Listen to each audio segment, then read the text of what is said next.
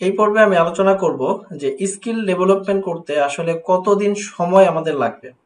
So এটার উত্তরটা হচ্ছে যে আসলে আপনি কোন স্কিল শিখবেন এটার উপরে ডিপেন্ড করছে আপনার কতদিন সময় লাগবে ওই স্কিলে এক্সপার্ট হওয়ার জন্য।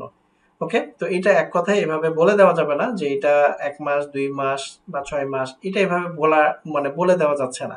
সো আপনাকে আগে চুজ করতে হবে যে আপনি আসলে কোন স্কিলটা শিখবেন এবং সেই স্কিলটা প্রপার ওয়েতে শেখার জন্য কি পরিমাণ সময় লাগবে এটা আপনাকে একটু জেনে নিতে হবে। আর স্বাভাবিকভাবে যদি আমি বলি যে যেই স্কিলগুলো খুব সহজে শেখা যায় এরকম যদি কোনো স্কিল হয় সেগুলোর জন্য মোটামুটি আপনার 2 থেকে 3 মাস হাতে সময় রাখতে হবে এই স্কিলটা শেখার জন্য। আরেক আর যেগুলো একটু কঠিন স্কিল সেগুলোর ক্ষেত্রে 6 মাস। আর এক্সপার্ট লেভেলে যাওয়ার জন্য প্রত্যেকটা স্কিলেই এক্সপার্ট হওয়ার জন্য অবশ্যই মিনিমাম আপনাকে 1-1.5 বছর সময় দিতে হবে।